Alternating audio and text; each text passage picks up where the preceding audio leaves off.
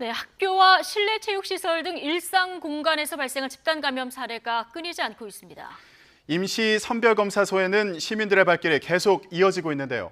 경찰이 무더위 속에 고생하는 선별검사소 의료진을 위해서 휴식 공간으로 쓸 수 있는 버스를 지원했습니다. 현장에 취재기자 나가 있습니다. 김다윤 기자. 네, 안양역 임시 선별검사소 앞에 나와 있습니다. 예.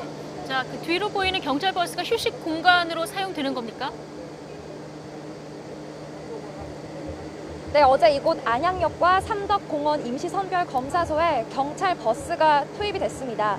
무더위 속 땀 흘리며 고생하는 의료진과 종사자를 위해 마련된 이른바 휴식 버스인데요. 점심시간이나 교대 시간을 짬짬이 이용해서 더위를 식히는 모습 볼 수 있었습니다. 이곳 검사소는 공간이 여의치 않아서 그동안 컨테이너 같은 임시 휴게시설 설치가 어려웠던 것으로 알려졌습니다.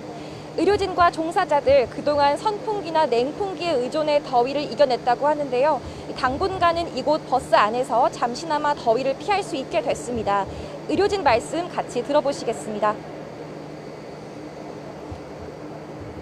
텐트의 그 빈 공간에서 그냥 저희가 선풍기를 틀고 그냥 쉴 수밖에 없었거든요. 아니면 근처에 있는 카페를 이용을 하거나 그렇게 이용할 수밖에 없었는데 저희가 가깝게 바로바로 끝나자마자 업무가 끝나자마자 여기서 바로바로 시원하게 에어컨을 이용할 수 있어서 그게 너무 감사한 것 같습니다.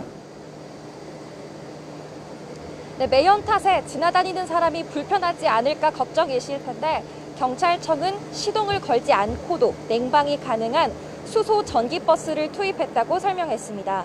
또 질병관리청과 지방자치단체 요청이 있으면 자체 업무 수행에 지장이 없는 범위 내에서 경찰 버스를 추가 지원한다는 방침입니다.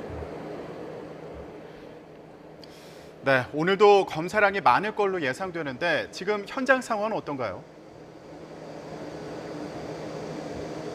네, 검사가 시작된 오전 9시부터 발길 계속 이어지고 있습니다. 방역 당국에 따르면 어제 하루 전국 임시선별검사소에서 양성 판정을 받은 사람은 220명으로 수도권이 대부분입니다. 수도권의 경우 학교나 실내 체육시설 같은 일상 공간을 고리로 한 집단 감염이 잇따르고 있는데요. 지난 21일 첫 확진자가 나온 서울 동작구 중학교 축구부와 관련해서는 누적 확진자가 17명으로 집계됐습니다. 역학조사 결과 이 운동부는 훈련 시 일부 마스크 착용이 미흡했던 것으로 파악됐습니다. 또 샤워 공간 등 공용 공간을 같이 쓰면서 접촉을 통한 전파가 이뤄진 것으로 추정됩니다. 서울 서대문구에 있는 체육시설에서도 종사자와 수강생 등 확진자 14명이 나왔는데요. 해당 시설은 발열 체크 등의 수칙은 잘 지켰지만 창문을 닫은 채 냉방 장치를 가동하는 등 환기를 충분히 하지 않은 것으로 조사됐습니다. 또 앞서 노원과 은평의 헬스장을 오가며 수업한 강사가 첫 확진 판정을 받은 뒤 감염이 번진 실내 체육시설에서도 60명이 넘는 감염자가 나왔습니다. 이처럼 체육활동 중심으로 집단 감염이 이어지고 있는 가운데 어린이집 사례도 있습니다. 서울 동작구 어린이집에서는 지난 17일 이후 모두 12명이 감염됐고 중랑구의 어린이집에선 지난 22일 종사자가 처음 확진된 뒤 13명이 양성 판정을 받았습니다. 최근 서울의 한 주 동안 집단 감염 사례를 보면 직장이 가장 많고 실내 체육시설, 교육시설 등이 그 뒤를 이었습니다.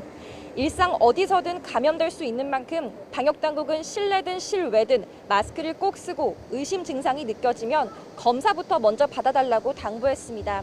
지금까지 안양역 임시선별검사소 앞에서 YTN 김다연입니다.